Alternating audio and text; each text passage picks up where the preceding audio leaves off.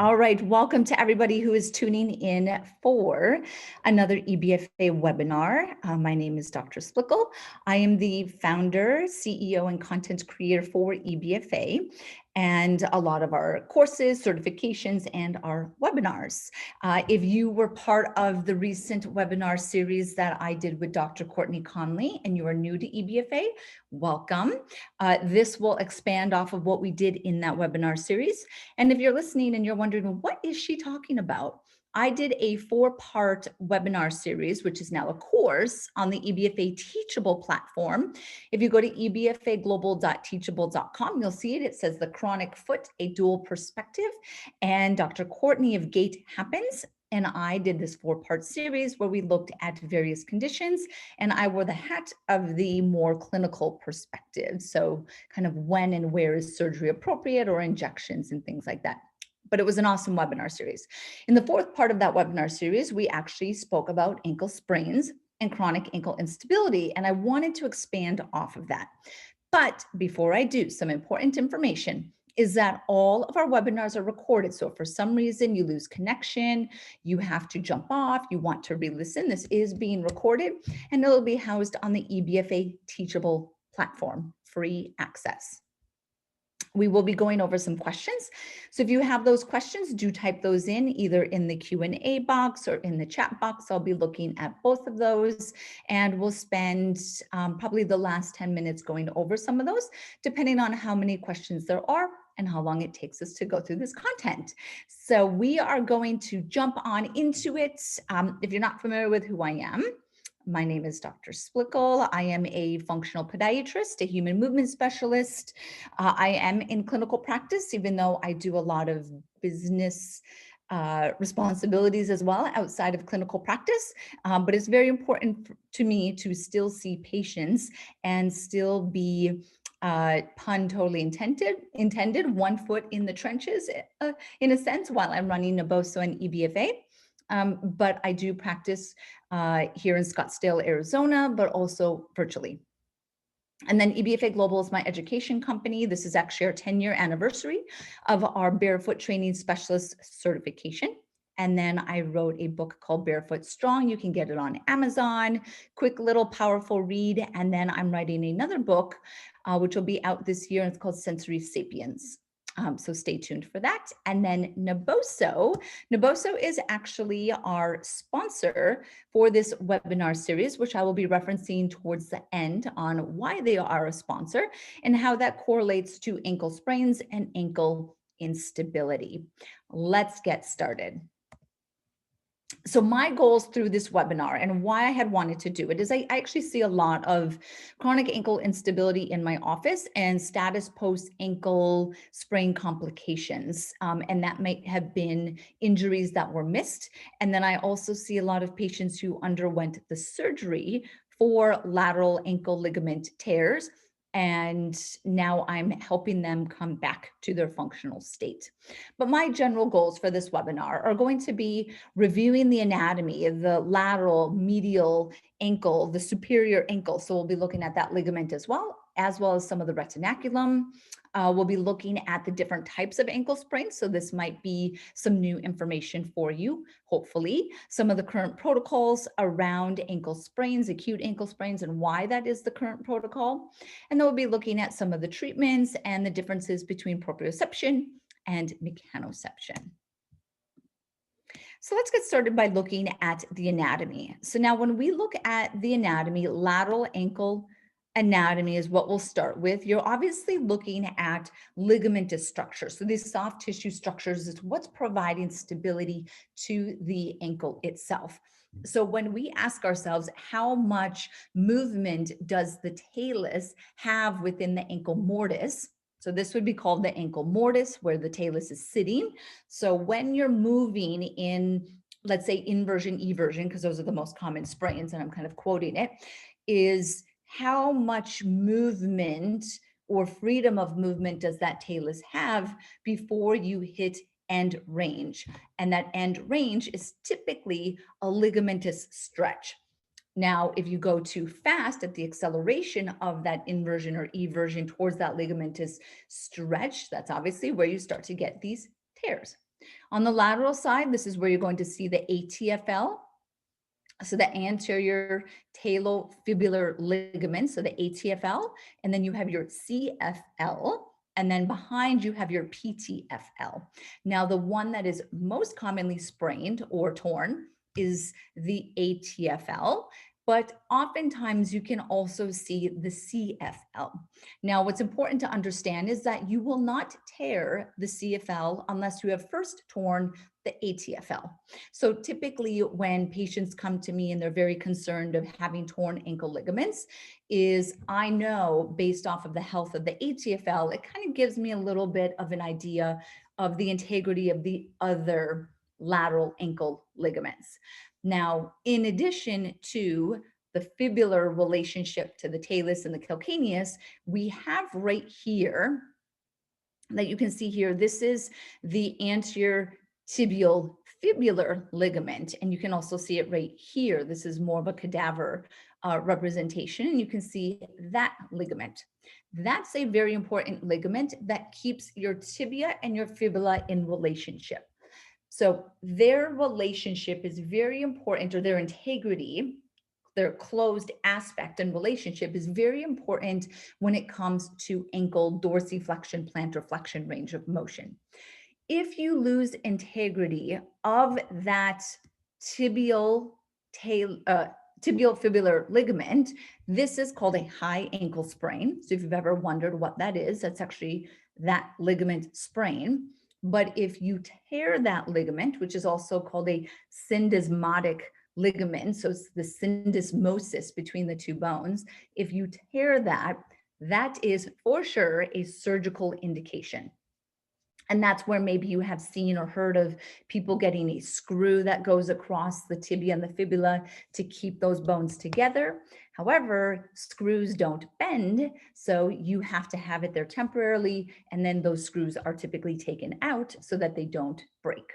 But that is introducing us initially to the lateral ligament structures, the superior ligament structure. Here, if you can see, this is starting to demonstrate the medial ligamentous structures. And then surrounding all of this is going to be the joint capsule. And then we also have retinaculum.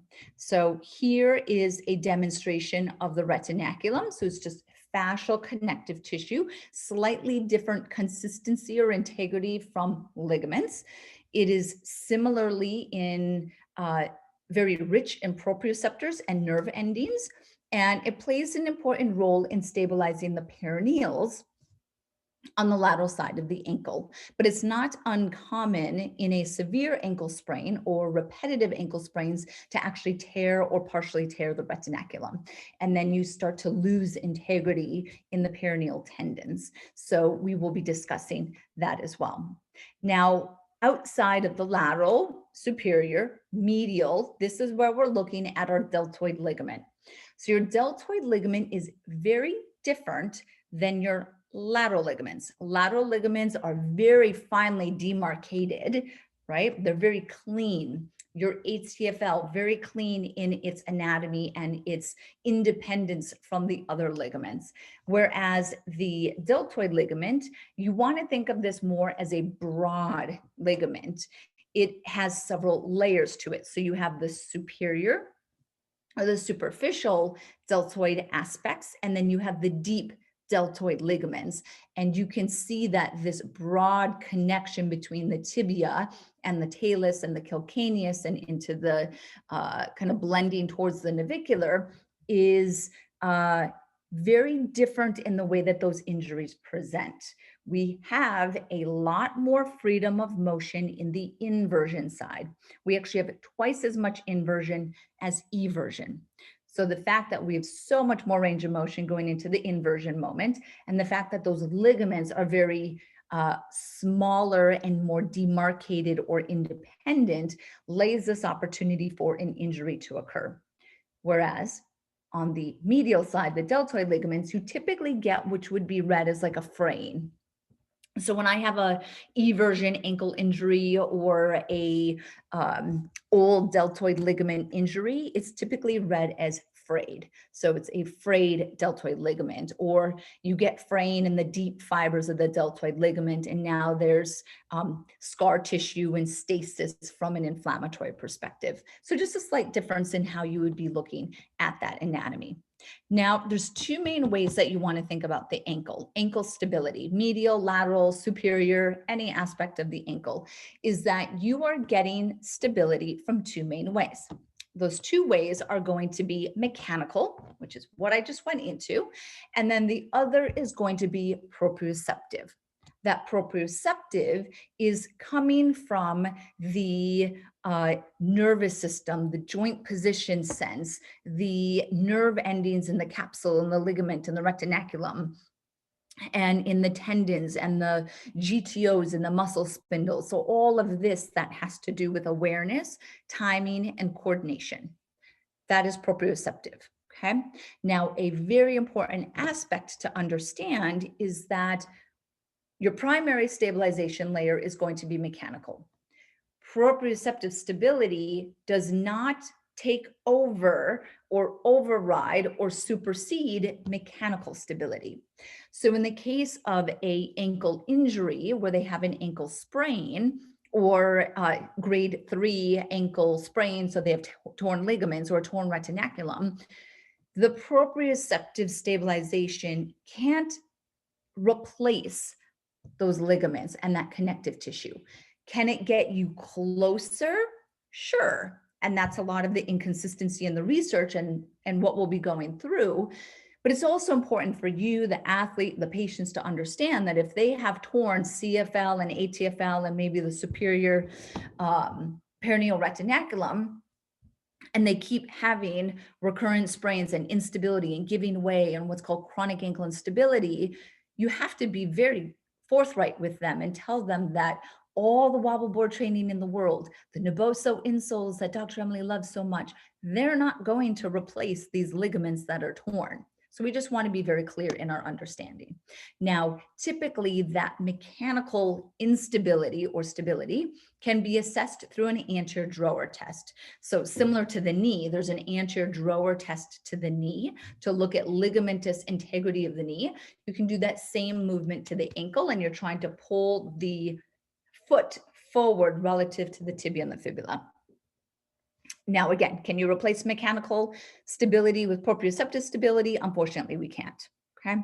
Now, when we say proprioception and proprioceptive stability, what we're really referencing is joint position sense. So joint position sense is what a lot of the research studies will look at. And this is your ability to reproduce a joint position angle. So if I were to put you on a tilt board, and when you look at the research studies, they typically have a platform, and then one side of the platform will drop, and they're mimicking inversion. I'll tell you in a little bit why I'm not so keen on that type of platform, but so the platform will drop to a certain angle, or the foot will be positioned into a certain angle, and then they will tell the subject to put the position in that same, put the ankle and the foot in that exact same position or ankle. Okay. Outside of thinking how that relates to the ankle is if I had my eyes shut and I moved my arm, right? So I'm not looking to, let's say, a 45-degree angle, my shoulder. And then you brought my arm back down and said, okay, Dr. Emily, raise the arm to the exact same position that I had just put it. Boom, I did it. That's joint position sense. That's how you're testing it. Okay, the reproducibility of a joint angle. Kinesthetic is that movement and the shifts. Obviously, there's timing, so there's a sense of how quickly is that happening. That's a proprioceptive response, and then the force that is associated with that as well.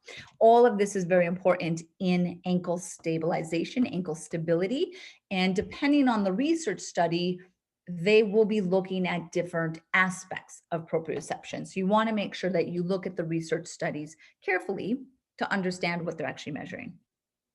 If you just look at a research study for the recurrence of ankle injury, some of those are very hard to associate them with that exact intervention, because body stability and ankle stability is very multifactorial. So it's hard to control some of those studies.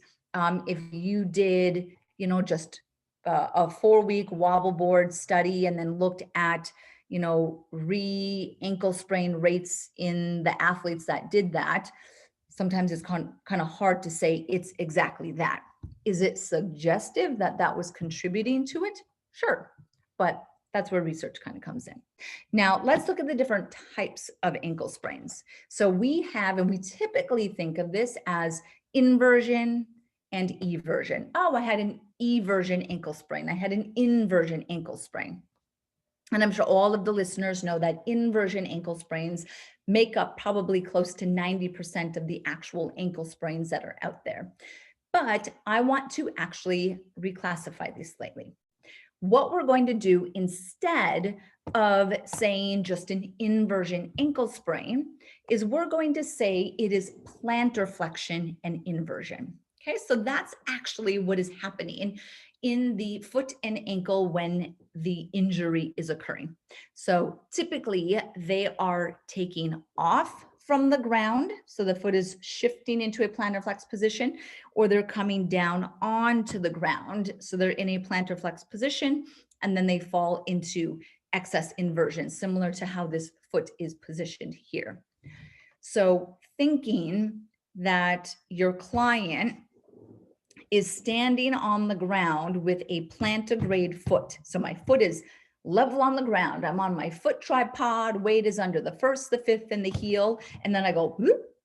That's not how ankle sprains happen. So we really want to understand that how we rehab the ankle, regardless of what the research says, is we need to understand what is the mechanism of injury that is happening in the first place.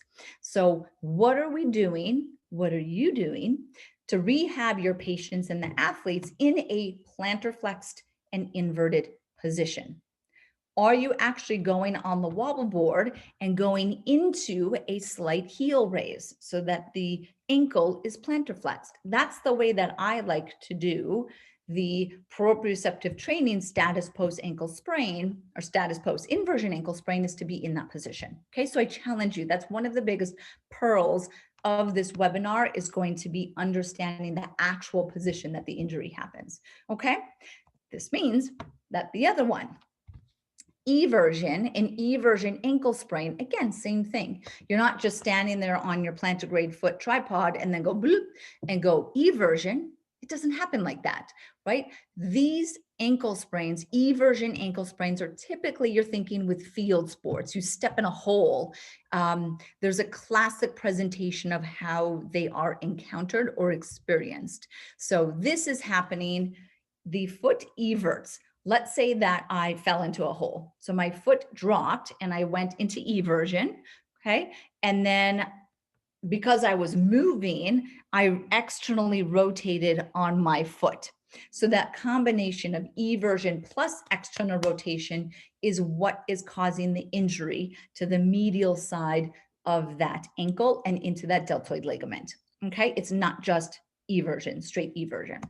Okay, and then similar, someone had asked me and sent me an email asking about high ankle sprains. How does this happen?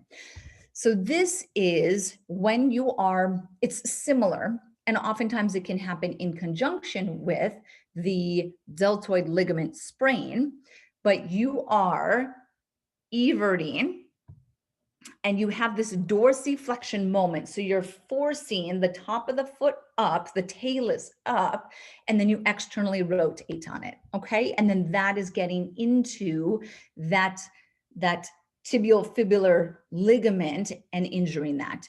You can also see here, do you see this rotational moment of the tibia that it is not uncommon to see in high ankle sprains to have a high fibular fracture. So you could see all the way up close to the fibular head, close to the knee, that they get a spiral fracture into that fibular bone. Okay, so that's some of the differences that I want you to understand when it comes to ankle sprains.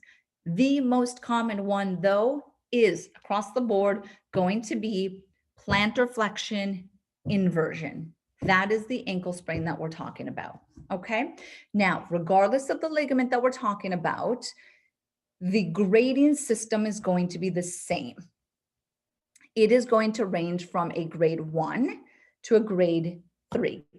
And the grade 1 is kind of that first initial injury, small micro tears, not partial tear, micro tear. And that is leading to a temporary decrease in stability and proprioception. And then they typically are thought of to recover quite quickly. Some people will not even go to the doctor, not even brace them, just kind of walk it off and they're good to go, right? So that's kind of how sometimes those grade 1s will present.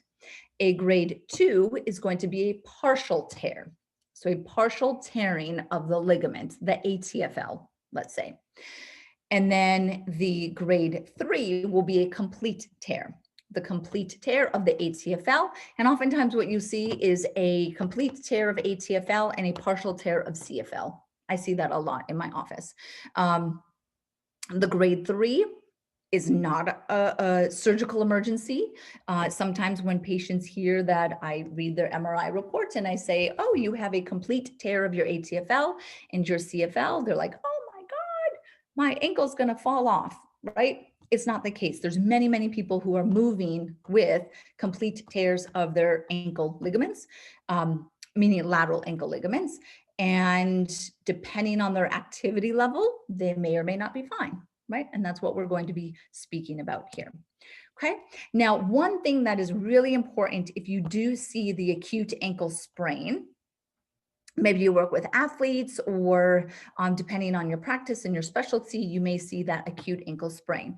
You always, always, always want to image them, even a grade 1. When I have a patient that comes in and they're just like, it was a little tweak, it's swollen, I just want to make sure it's fine, right? Hands down, I'm doing an x-ray. And when I'm doing the x-ray, what is really important is that you're not just x-raying the ankle, because not all injuries from an ankle sprain occur to the ankle.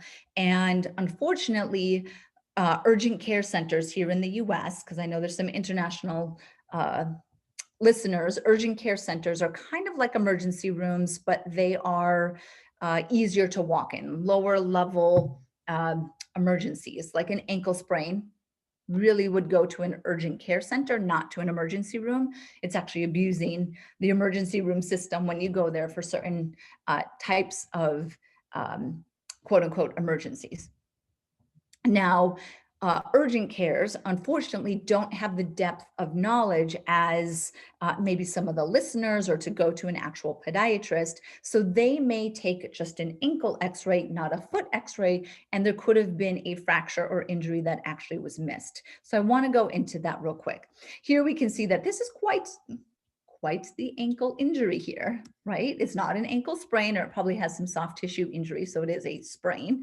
But here you can see definitely some nice fracturing that's going on. This one here is some nice comminution. This will not be a fun one because it's actually into the growth plate down here. Now, when we look at what we're ruling out, so this is really important. Make sure you take this slide and keep this slide, because when you see someone who maybe had an ankle sprain and they think they're fine and then they have recurrent pain, you really want to understand where that pain is, how the ankle sprain occurred. Did they fall down? Was there bruising? So kind of get the characteristics of that ankle injury. But this is always what you're ruling out. So when I see them coming into my office, or when I was doing rotations as a resident in the emergency room, patients would go to the emergency room with ankle sprains. As I said, they shouldn't. And this is what we're ruling out. So you're always looking for potentially a perineal retinaculum sprain / tear. That's not going to be picked up on x-ray. X-ray is obviously only osseous information that would be seen in an MRI. But you want to think of that in the back of the mind. Okay, rule out perineal retinaculum injury. Okay, check. 2, rule out perineal tear. If they have recurrent ankle sprains, like, every year I sprain my ankle, and it goes from severe to moderate, you really want to start thinking that amount of stress, they might have torn at some point their perineal tendon. 3 is, depending on the severity of the lateral ankle sprain and the injury, is instead of just tearing the perineal, they could have actually pulled the perineal. Right here's the 5th metatarsal base, the styloid process. They could have avulsed. So it would be an avulsion fracture of the styloid. Typically, avulsion fractures of the styloid heal really well. They don't need to be on crutches. They would just be in a walking boot. They don't need to have surgery in a majority of cases. So they heal quite well. I didn't list on here, but you could have a Jones fracture. So other 5th met base fractures. You could have a spiral fracture of the 5th metatarsal. So it would kind of go up the shaft. I'll find my arrow here. So it's just a little bit higher in the position. And it actually has a spiral motion to it. Oftentimes, spiral fractures of the 5th will displace. They are not fun to heal. A lot of those typically are surgically reduced. Now, there's one here that's really important, is a bifurcate ligament avulsion. So your bifurcate ligament, if you've not heard of this ligament, it's a good one to know. It is a ligament that goes from your calcaneus. There's this anterior tubercle on the calcaneus, and it runs from your calcaneus to your navicular. And then the other one, bifurcate, so it's 2, kind of like a Y shape. The other one goes to the calcaneus. It's going to the cuboid. So calcaneus navicular, calcaneus cuboid. And that bifurcate ligament, oftentimes, because it's so taut and it's a shorter ligament, you don't tear the ligament, you actually just avulse it off of that tubercle on the calcaneus. Very hard to visualize on X-ray. Typically, those would need to be seen on a MRI. But you can tell by palpating. So if you know where the bifurcate ligament is, you can palpate the foot there. And if they have their pain, you know that you need to rule that out. Sinus Tarsai. So this is the space or the joint that is the subtalar joint. So it's what's in between it. So the sinus tarsi is really in between the talus and the calcaneus. And there is a cervical ligament. So there's a ligament that connects the talus to the calcaneus in the sinus tarsi. And that cervical ligament, you can sprain it when you get an ankle sprain. Or sometimes you can just hit the bones really hard and then you get inflammation in the sinus tarsi, and that's just another symptom of an ankle sprain. Obviously, you can get a Liz Frank injury. Liz Frank it's a little bit different angle of the foot to show it to you, but it's between the first and the cuneiform. So right, how it's sitting, how it's stabilizing. Sometimes you can get an injury there. I'll do a webinar at some point on Liz Frank injuries. And then you always want to rule out a high ankle sprain. So the way that you're ruling out a high ankle sprain is that you would take the tibia and fibula and you squeeze it. So if you can't get your hand around the leg, you have to push and you compress right above the top of the ankle, the tibia and the fibula, and you push it together. And if that reproduces pain, you then want to rule out a high ankle sprain, right? Or a syndesmotic tear, because that could be a surgical indication. Okay, so this is what we're starting to think about from an anatomical perspective, right? From a mechanism of injury perspective. Now, the functional impact, what's really important, and one of the other takeaways here is that even the most acute ankle sprains, grade 1, the most minor ankle sprains, can predispose or set that individual up for a life of ankle sprains, right? A life of ankle instability. So here, this is showing that ankle sprains is one of the highest re-injury rates of all musculoskeletal injuries, a 2-fold increased risk of re-injury the year after that first initial injury. So we have this latency period of a high re-injury risk. Now, there are various research studies that will quote this. They range around 40% who will sustain their first ankle sprain, will develop chronic ankle instability after that. And chronic ankle instability, very prevalent among athletes. And this is something where the individual is experiencing giving way, or they feel like this disconnect or a fear of recurrent sprains, that they're just going to, and it's going to give away. They might have recurrent swelling and pain that persists in that area.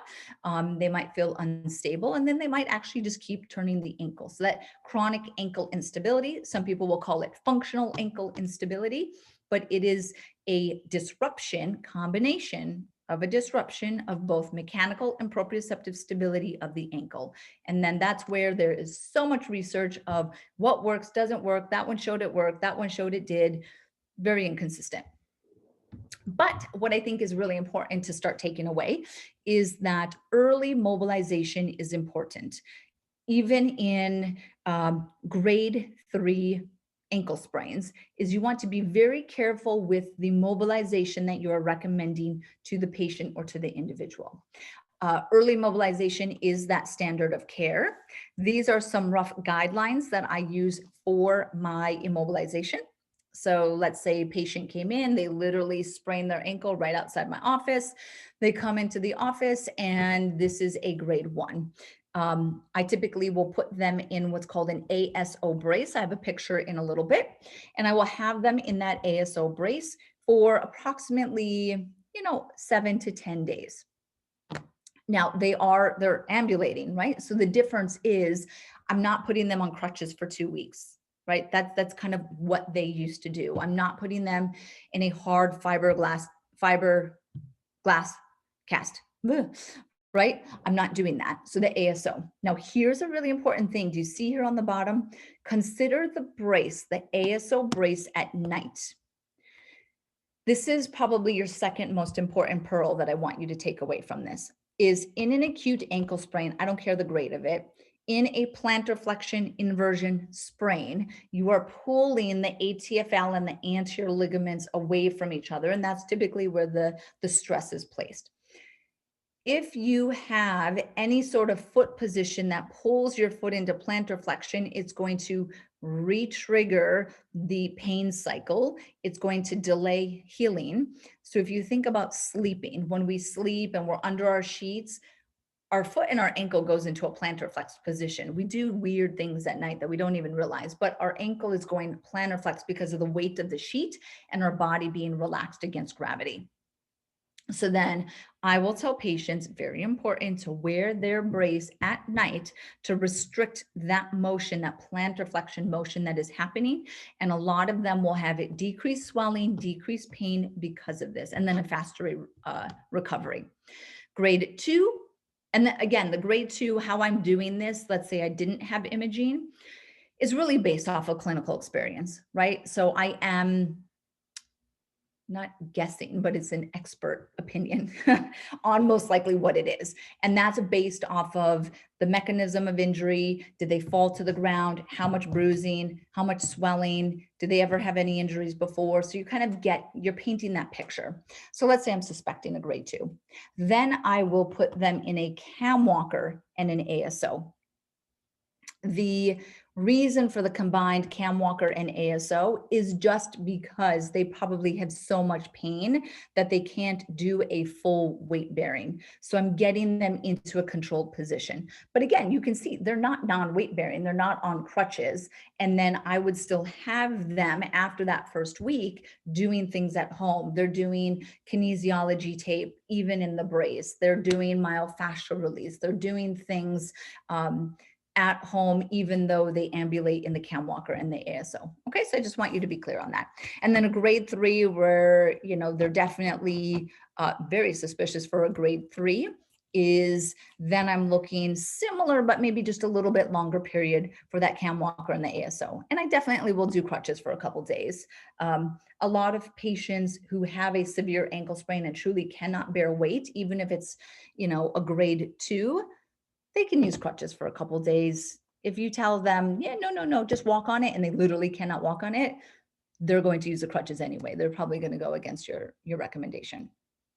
So then this was a slide from the chronic foot course that I did with Dr. Courtney Conley. So I just want everyone to see the way that you would start thinking about a functional approach to ankle sprains. I'm not going to go into these. You have to sign up for the course for that to go into some of the awesome exercises that Dr. Courtney had shown and the discussion that we had around this. But this is the way that my mind would be thinking as well. Once I get them out of this, so they're done immobilizing, I'm now focusing on what is going on with their proprioceptive system.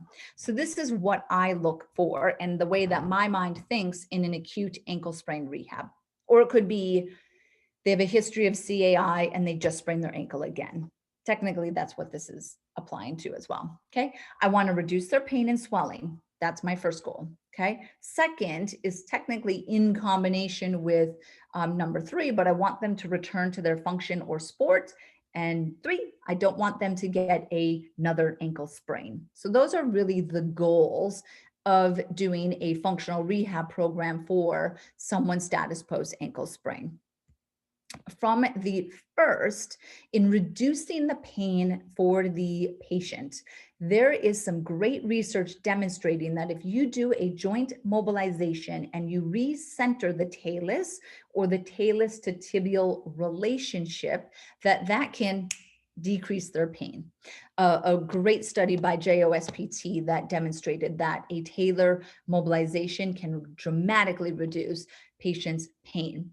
If you do not have the scope to do a talar mobilization, on the next slide, after I go over the other key points, I'm going to show you how I do a banded mobilization.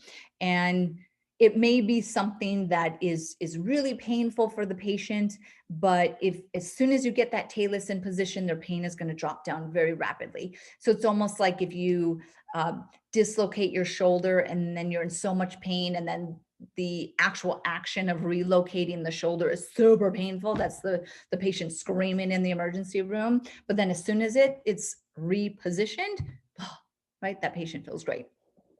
Okay, so I'm going to show that in a moment. Now, other ones from an acute ankle rehab, reducing pain, inflammation, and that soft tissue disruption. I look at things like lasers and red light therapy that I want to start to address some of this rapid inflammatory response, which is driving vasodilation and edema to the area. So you're looking at compression. Are you wearing a compression sleeve, a compression brace? Are you doing kinesiology tape to address the lymphatic flow? Are you doing dry brushing to address the lymphatic flow so that the soft tissue swelling can start to get flushed? Inflammation, again, red light therapy is what I'll do. I have a laser in my office, so if patients want to do that, or you can do red light therapy. There's a lot of red light therapy centers now that are out there, or you can get the boxes. Nerve pain, this is very important, is that every time you sprain your ankle, you run the chance of potentially spraining a nerve. Now, if you think of, the foot is moving in this rapid plantar flexion and inversion moment, and you're stretching all of that connective tissue, imagine what you're doing to the nerves that are passing similar to all of that connective tissue. You can pull them and sprain them, loosely using that, in the same way. So to get nerve pain, persistent nerve pain, is something that you want to be a little bit careful around, and just always have that in the back of the mind. I've had some patients who, after ankle sprains, they ended up getting RSD or a CRPS, so a complex regional pain syndrome, because of the nerve irritation status post ankle sprain. It's also why you don't want to be really aggressive with immobilization. I had a patient last year, probably a year and a half now because of timing with COVID. And she was in another country, sprained her ankle quite significantly. Nothing was fractured, so it was all soft tissue, but the medical mindset in this foreign country, she was in a South American country, was not the same as in the United States or some other more westernized medical countries. And they very aggressively immobilized her because they were freaking out. And then she started to complain about more pain because she was essentially locked in a dorsiflexed position, non-weight bearing, foot elevated, crutches for 6 to 8 weeks. Way overkill. And then she starts to get this nerve pain and saying like, this is not normal. What's happening? My foot looks purple and it's starting to get swollen, and she's having all of these nerve responses. They freak out. So they became even more aggressive with her immobilization. She ended up having CRPS. I saw her, it was very aggressive in how we had to control her sympathetic nervous system to get her past or in a better position from a quality of life perspective. But that's where I'm very adamant to the patient, even like, I need you to be moving on your foot when I tell you that it's okay, because I don't want you to have persistent or long-term nerve symptoms. I've actually seen quite a few when I was in residency as well of the CRPS status post ankle sprain, and in some young individuals as well. So this is the talar mobilization. Just gonna mute this. If you have seen this, I'm just gonna show you super fast. So this would be the talar mobilization. This is me doing it with a band. This video is on the EBFA YouTube channel. It's also in the PowerPoint. You'll have access to that on the Teachable platform. And I'm just using the band to pull the talus in a posterior lateral position to recenter it into the mortise. Another way that you can do it is you can bring the tibia and the fibula forward. So you can see that I'm positioned in a new position, and then I'm bringing the tibia and the fibula forward. This may be a little bit friendlier to the ankle because a lot of the swelling and irritation is going to be around that ATFL. So the position of the band on the first one, right here, I'm essentially smack on that ATFL ligament. So they may not tolerate it. So then look at bringing the tibia forward, perhaps in that patient, if they cannot tolerate the other way. Okay, now when we're looking at really 2 and 3 is we're looking at how do we get them back to function, and then how do we prevent the reoccurrence of an ankle sprain. We're looking at muscle strength.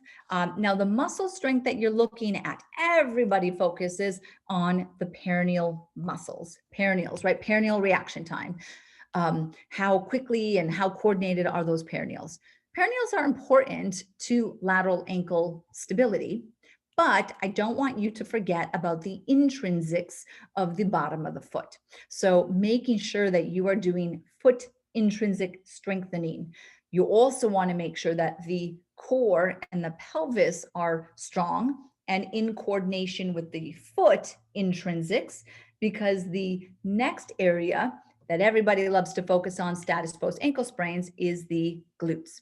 And your glutes are only as strong as your core is stable. You could say similarly, the perineal is only as strong as the foot, the base of the foot is stable.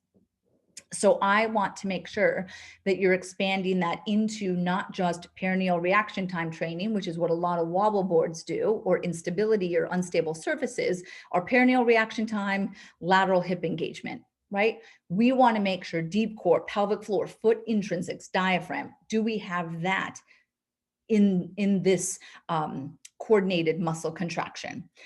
Again, timing and coordination, just mentioned that. Mechanical stability and proprioceptive stability, I'm going to dive into that now. Okay. Again, please type in any questions if you happen to have those. Now, the mechanical ankle support. So remember, if you lose mechanical ankle stability, you tore your ATFL, you tore your retinaculum, you partially tore your CFL, there is nothing that is going to replace that outside of surgery. Now, any of these mechanical ankle devices or strategies, such as non-elastic athletic tape, which is pictured here, is going to do a decent job, but it's obviously not replacing because it's artificial or external. In ASO, which is the brace that I had mentioned, which is my go-to acute ankle sprain immobilization, same thing. It's an external thing. You have to take that ankle brace off at some point. Some therapists and podiatrists will do orthotics. Now, the feature of the orthotic that controls the ankle or the foot, the inversion and eversion moment of the subtalar joint, is what's called a deep heel seat. So they're adding a deep heel seat to the orthotic. It's a feature.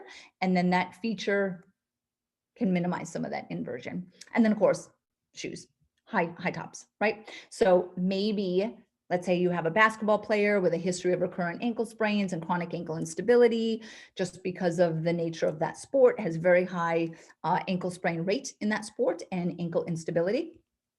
You'll see a lot of those athletes with high tops. Orthotics are inside the high top with a deep heel seat, and then they either have athletic tape or some sort of brace. So they are mechanically locking that foot up. Now, do these mechanical structures prevent ankle sprains and bring on ankle stability? Yes, but at the cost of range of motion. So if you are taking away and losing some of that range of motion because of all this mechanical external devices to try to replace the mechanical loss of stability, what are you doing from that loss in range of motion? Is that range of motion going to your knee? And now you're putting yourself at risk for knee injuries, ACL, MCL. Is it going higher up the chain? Are you putting yourself at risk for shin splints because your foot just doesn't have that movement to work with the ground?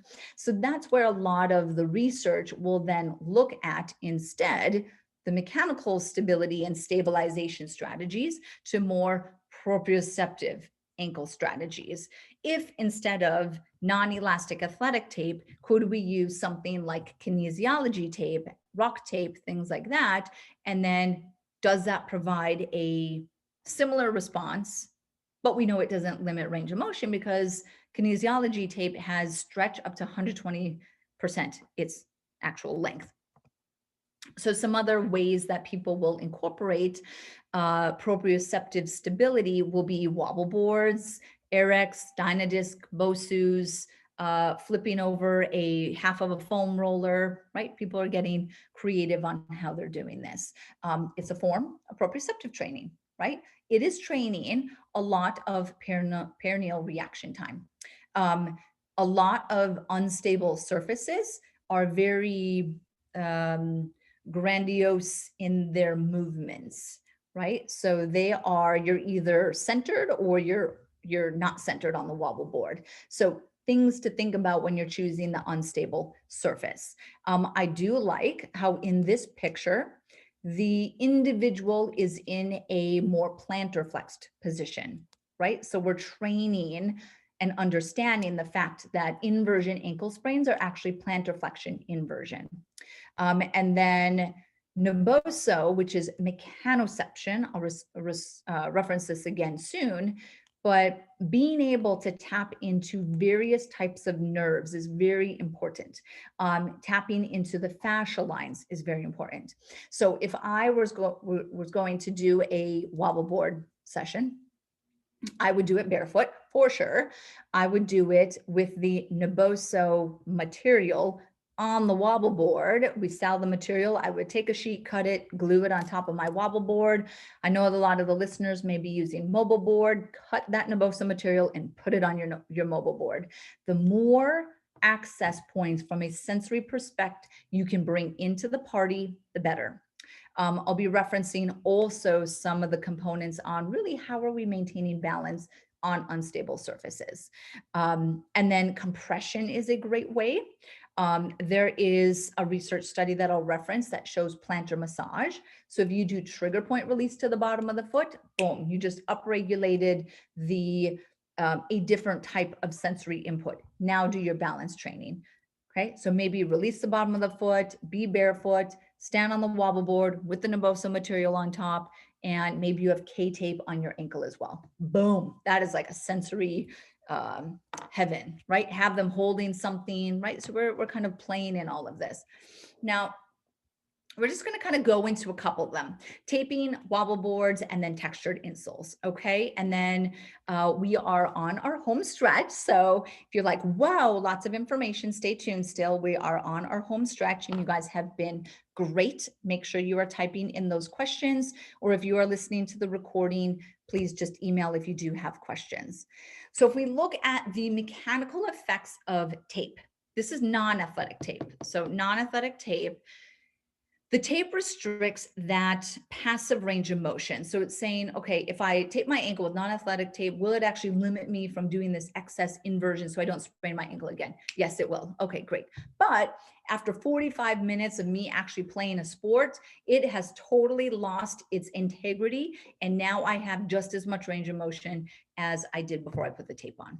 That's one of the downsides of using non-athletic tape, is that if you're using it for a mechanical reason, it loses its mechanical integrity after you start running around with it for a while. So again, just understand why you're doing something, and are there other techniques that may be a little bit more effective.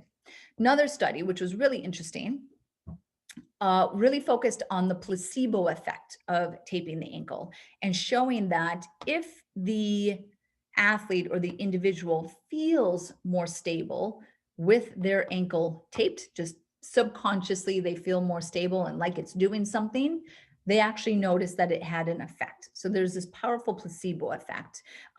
So they will say that because there is part of a placebo effect with these taping strategies, with every strategy that you're doing, you really do want to tell the patient or the athlete, yes, this is going to help you. Yes, this is very effective.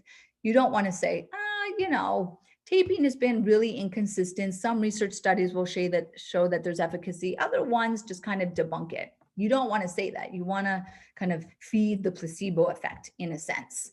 But again, the downside of athletic tape is that you are restricting that range of motion. And that's where that kinesiology tape came in, and the proprioceptive effect of using more of a K tape. Now, this was a research study, a 2020 study that looked at the immediate effect of kinesiology tape on ankle stability. And they were looking at perineal activation, so the timing of the perineal muscles. What they showed, because again, it's the outcome measure, you have to ask yourself, what are we looking at? This study, just as an example, to kind of be devil's advocate here, is that kinesiology tape had no effect on ankle stability as it related to the timing of perineal activation. Okay. If we looked at something else with kinesiology tape, would you see a positive effect? Quite possibly. Okay. So again, I just want you to kind of really think about what's happening here. Now, another one, 2020 study. The immediate effect of taping, kinesiology taping, on static balance after a muscle fatigue. So this is a really interesting study that they pre-fatigued the muscles, which a lot of injuries happen fourth quarter of the game, last run down the ski slope, right? Ninth inning. So things like that, where people are fatigued. They have both a muscular fatigue, a connective tissue fatigue, and a neuromuscular fatigue. So they showed that taping may help prevent ankle injury in those who experience muscle fatigue around the ankles during sport and activity. So they saw a benefit of stabilization in the muscle fatigued individual. Okay. So again, we just see these inconsistencies. You can see 10 studies saying that mechanical athletic tape is awesome, 10 studies saying it doesn't work, 10 studies that say kinesiology tape works, 10 studies that say that it doesn't, right? Really, everything is just kind of vague and out there. Wobble boards, same thing. 10 studies that will say wobble board training is effective, 10 studies that will say wobble board training not effective. The thing with wobble boards that I would challenge you is definitely the type of the wobble board, the position that the foot is in. I would put the Naboso material on top of it. I would make sure that I'm doing it barefoot to get intrinsic foot engagement, or I would have the Naboso insoles in the shoes to get the plantar mechanoceptors as well involved. But really interesting when you look at the wobble board and instability training. instability training, you can learn a lot about ankle sprains and chronic ankle instability when they do wobble board training, and you compare that to fall reduction studies, right? So all of them have to do, whether it's an ankle sprain or it's a fall in someone who had a stroke, has to do with joint position sense and body awareness. Joint awareness, body awareness, joint position sense, proprioceptive, kinesthetic awareness. Boom, right? Now, regardless of who you're looking at, is there different strategies. So just because I'm on an unstable surface like a wobble board doesn't mean that I'm using my ankle proprioceptors as measured through perineal reaction time to stabilize on the board. I could be training vision. So I could be using a lot of visual input. I could be using a proximal hip dominant strategy. I could be using mechanoceptors or tactile in the bottom of the feet. I could be using my vestibular system, right? So that's where it becomes really complex on what is happening with the wobble boards. And that's why you see the differences or the inconsistencies in a lot of these research studies. And it's quite funny that if there was a proven method that reduced all ankle sprains in athletes or chronic ankle instability in individuals, they wouldn't have to do research anymore, right? But it's fact that there's a lot of inconsistency that we really want to be understanding what we're doing and how we're applying it and how the patient or the athlete perceives the efficacy of that, okay? And then try to bring in as many new and innovative strategies as we can, such as intrinsic foot strength, which I know all of you are supporters of because you follow EBFA and Gait Happens and Dr. Courtney and things like that, that the foot intrinsics is so, so important. Okay, so now let's look finally, the last part that we're going to look at is going to be the mechanoception. This is the tactile, and this is not perineal reaction time. This is skin in the bottom of the foot. And the perineal reaction time is a large nerve proprioceptor, large nerve. So the timing of that response is very different than what are actually called small nerve receptors in the bottom of the feet. It's essentially the difference of A alpha and A beta, different types of nerves, right? Small, large, timing. Think back to when you were learning about nerves that are either free or myelinated and how things travel, right, as far as communication. So there's definitely a role of mechanoception status post ankle sprains and in ankle rehab. There was a 2017 study that looked at sensory targeted ankle rehab strategies. And the sensory target that they did was a joint mobilization. So they stimulated the joint capsule full of proprioceptors and mechanoceptors. And then they did a lunge test and a balance test. So they did a balance strategy. And then they did a plantar foot massage. And the plantar foot massage had the most meaningful improvement in single leg balance. But joint mobilization had a great improvement in dynamics. So when they were doing a lunge, there was better balance and accuracy in foot and ankle placement. So I like both of those. It demonstrates that there are some strategies that we could be doing that are outside just wobble board, K-tape, but are we doing the plantar massage? Could we do a joint mobilization? I will tell a lot of my patients that are post-surgical is there's these little massage vibrators, not like a vibrator, but like a massager that are used for giving like baby massages. And they're used for babies that have cerebral palsy, hypertonicity, upper motor neuron issues, right? So we're trying to wake up the nervous system in these children with a very, young brain and try to get that neuroplasticity. Is those same little baby massagers, I will do them around the joint. So you can do that all around the joint. So kind of peri to the joint to wake up the proprioceptors with the vibration and then go do your balance exercises. So it's a great way to wake up the nervous system, in addition to K-tape, dry brushing, Naboso, things like that. Okay. And then there was finally another study, last study that I'll reference, that looked at custom molded orthotics with a textured surface and to see if it was effective in improving dynamic balance in CAI, chronic ankle instability. And they saw that there was a improvement, a greater improvement in those that used the textured insole compared to the smooth insole. And we are actually repeating that study with the University of North Carolina, NBOSO is, as well as Omaha University, where there's two leading researchers in CAI in athletes, that's their focus. And they want to explore the role of textured insoles on preventing recurrence of ankle sprains or joint position sense. So I'm not sure what their outcome measure is. We're obviously detached from the study because it's independent, but that's really what we're trying to demonstrate is the role of mechanoception, or just combining as many sensory conduits as we can. This was another study that showed textured insoles affect ankle movement discrimination when wearing athletic shoes. That's a 2000 study. So another great one that's demonstrating mechanoception.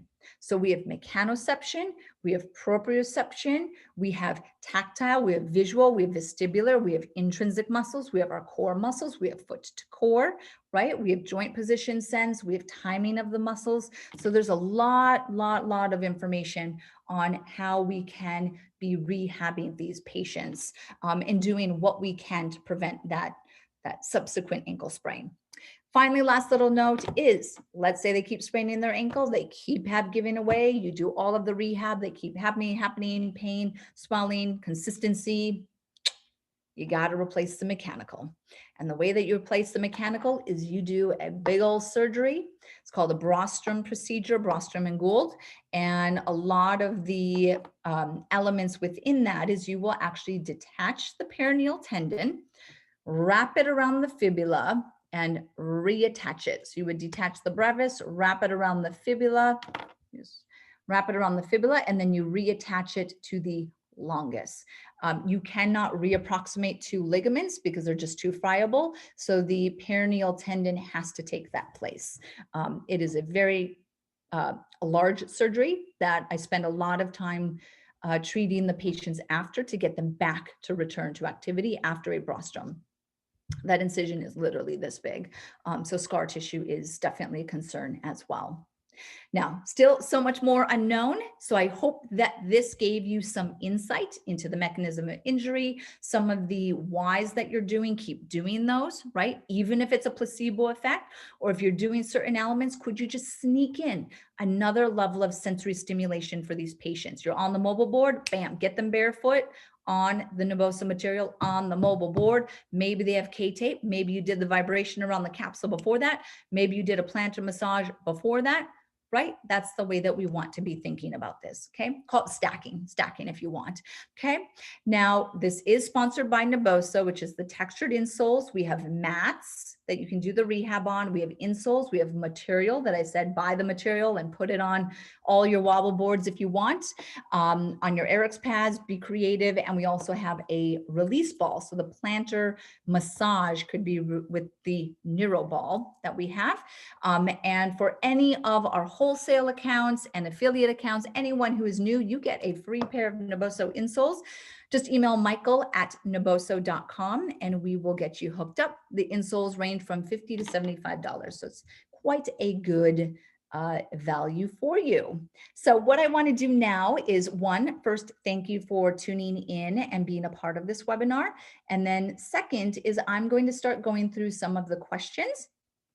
Again, as I go through the questions, I will record them. So just in case if you hop off, I like to do the questions recorded, and then you will get a recording of this, and then stay tuned for our future webinars.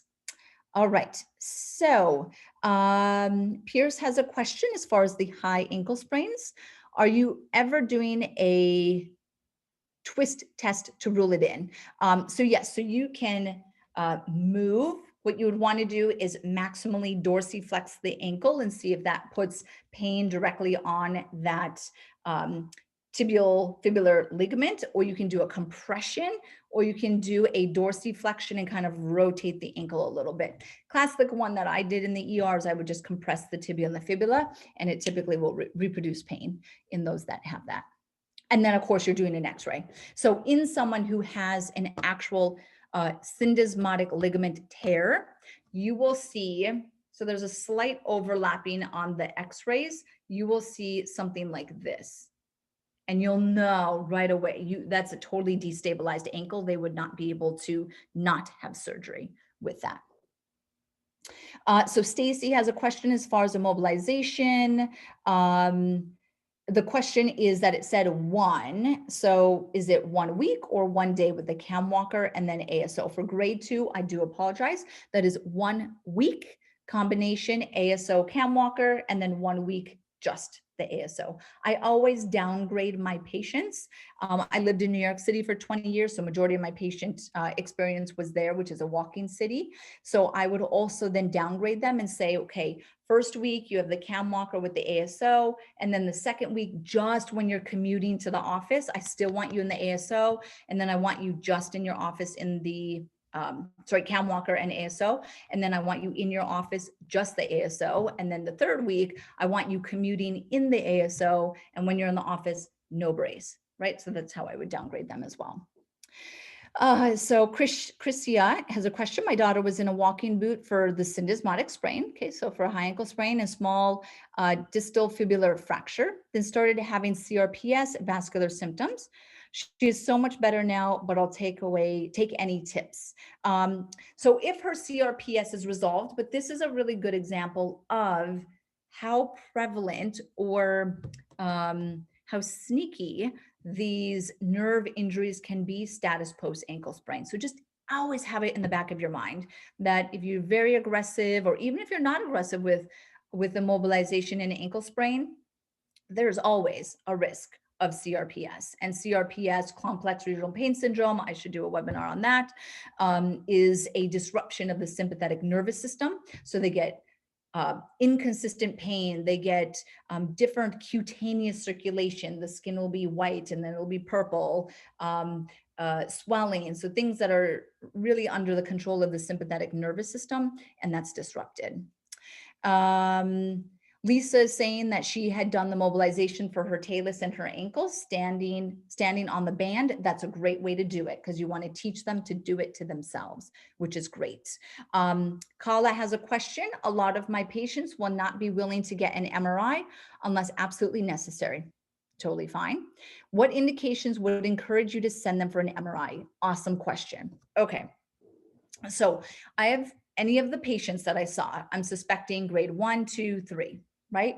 And let's say that it's been a couple of weeks, they did their cam walker, they did their ASO, and they're doing their functional rehab, and they keep getting persistent swelling, right? So they go to the therapy and it just like the foot blows up again, right? And they're like, it's a month. It's been 6 weeks since I sprained my ankle. And every time I go to therapy, I just keep getting this reactive vasodilation and swelling. Okay. Other one could be that I still have pain. I have pain deep inside my ankle. It's not outside. It's not where the Atfl is. It's not where my perineal is. It's like deep in the ankle. My mind is thinking osteochondral defect. I should have listed that, shame on me, as a differential. An osteochondral defect is when you sprain your ankle and you hit your tibia and your talus or your fibula as well hard, and you chip the cartilage. So an OCD or an osteochondral defect, that you really would want to see on MRI. Sometimes you can see it on X-ray, but a lot of them you have to see on MRI. So if I'm trying to rule out, now that's why this is a really good question, is if I have a patient and they have a little bit of swelling, but it's still within the normal range. They have some pain over the ATFL. I might give them a steroid injection, right? It's on the table, right? It's my job to help this patient get out of pain. And if they have some swelling that's just static and stasis within the ankle joint itself, I have to offer something to help them get past this. That might be a steroid injection, okay? Now, let's say that I do that and they're saying like, I'm really scared that my ankle ligaments are torn. What I will say just to support your question, Kayla, is I will say most likely your ligament is torn. If it is torn, it's not going to change anything that I just told you. It's not a surgical emergency. So if you are wanting the MRI just to know for your own knowledge, do you have a torn ligament or not? I can order it, right? Is it indicated? Not really, but some patients just totally want the MRI, and theoretically, you could do it, but you really don't. So Kayla, my thought process would be, is there actually a chip fracture that got missed? Is there an osteochondral defect that was missed? That's more where my mind is going to an MRI versus, did you tear your perineal tendon? If you did, so many people have a torn perineal tendon. What are you going to do? Are we going to do stem cells? Okay, if you do, then I will order the MRI. Okay, but that's a great question. But yes, without the MRI, do you really know the grade? Not really. Okay. When does a complete ATFL need to be surgically fixed, especially in someone who's in their mid-30s? That would be similar to at the end, how I had said, keeps giving away, keeps swelling, persistent. They literally walk and they sprain their ankle every month, right? So you're looking at major mechanical loss of stability. You would then want to have that conversation around potentially doing a repair. Okay. Pierce asked a question, is your go-to preference for orthotic modifications always a deep heel seat over a lateral rear foot post? For ankle instability, for an orthotic that controls ankle instability, you really would want to do the deep heel seat. That is what is more indicated. A post isn't going to control the foot. All you're going to do is block some of the inversion, but you also don't want to throw them into the other position. So he's asking if you put on the rear foot a valgus post. So it's going on the outside. So instead of it throwing them into inversion, it's going to throw them into eversion. You can mess up someone's mechanics if they should not be thrown into the other position. Hope that helps. So Kayla said, any thoughts on CAI with hypermobile folks? Let's say maybe even someone with Ehlers-Danlos syndrome. She saw a fairly flexible, very thin, high top shoe that I felt would be helpful as a kinesthetic awareness without impeding motion. Sure, you could do that, right? You're looking at mechanical stabilizers. Would you also potentially recommend a deep heel seat orthotic? Sure. Yep. You're looking at any of the strategies for mechanical support. And then just know that when they're not in that mechanical support, they don't have that mechanical stability. So you want to train proprioceptive. Okay. Jennifer has a question. In addition to mild separation of the metatarsals, 3 and 4. Oh, I think her question continued from Sarah. Jennifer, if you can retype that question because part of it was lost.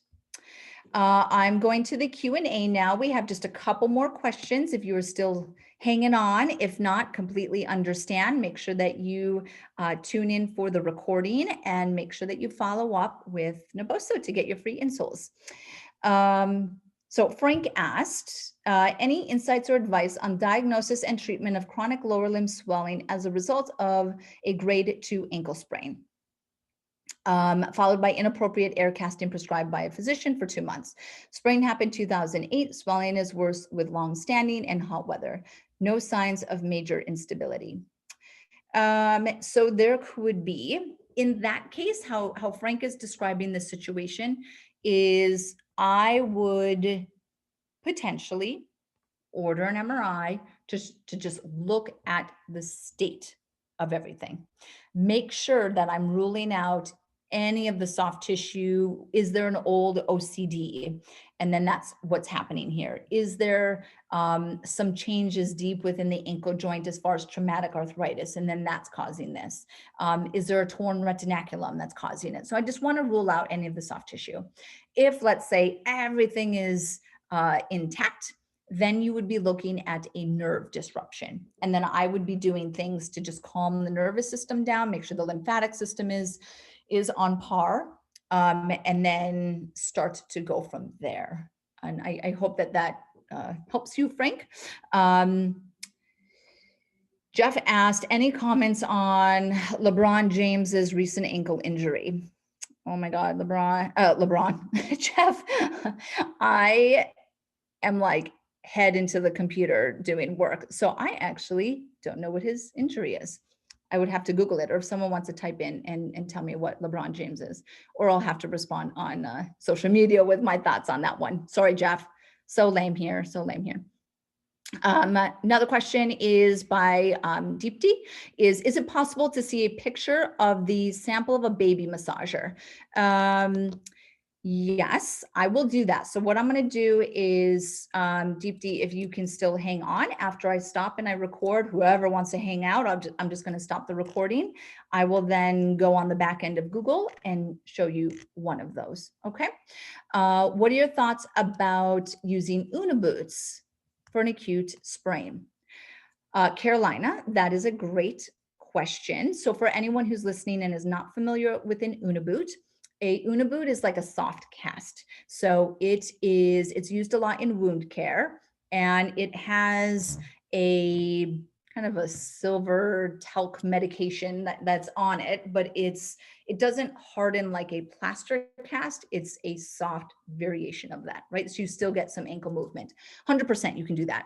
The reason why, the indication where I would do that is if they're coming in, I should have mentioned this in the beginning, is when you immediately sprain your ankle is when you want to get on the compression like that.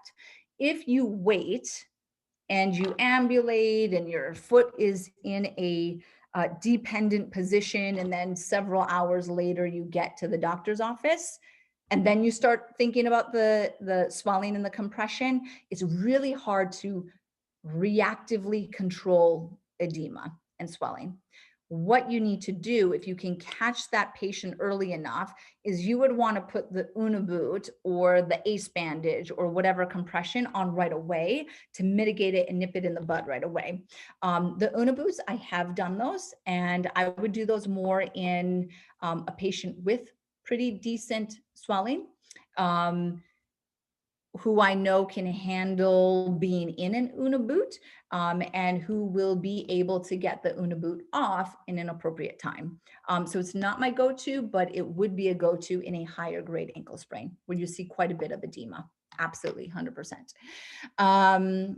Okay, so two more. How often are you seeing I'm guessing, how often are you doing PRP injections? Is this helpful? Great question. So I have had patients ask me to do stem cell injections into their lateral ankle ligaments, and I'll do them, but I have to explain that the expectation around stem cells is not that that ligament is going to heal itself and become one again. That's really important to understand. I do it more for a scar tissue response, if there's any kind of stasis within the ankle joint itself, but to use it as a regenerative process for ankle ligaments that are torn, there's just no research and efficacy around that. The pieces are too friable and they're moving away from each other. So I really don't recommend that. For the calming of the nervous system is with the RSD or the CRPS it's a very long process. I will have to do a webinar on CRPS if you guys are interested. Maybe I'll do a little kind of posting on Instagram and have some ideas on what I will do as the next one. But it's a series of getting the lymphatic system and calming it down. You have to push it, even if they have pain, you have to push past it. You have to do a lot of, mindfulness, meditation, make sure they're not going into fight or flight. Sometimes you have to do sympathetic nerve blocks, hot, cold transitions. So there's a lot of stuff that you would do. It definitely is a webinar in itself. So I'm sorry, I can't give you one recommendation for that. But I think that this is a great place to wrap up. Please stay tuned for our next webinar series. Please log on to Teachable to get the recording and to get the PowerPoint. Please do check out Naboso if you have not checked it out yet. It is an awesome way to be tied into what you're doing already from a functional perspective. And for those that did want to continue and hang on while I look for that little baby massager, please stay tuned. If you have to jump off, completely understand. Thank you guys so much and have an awesome night.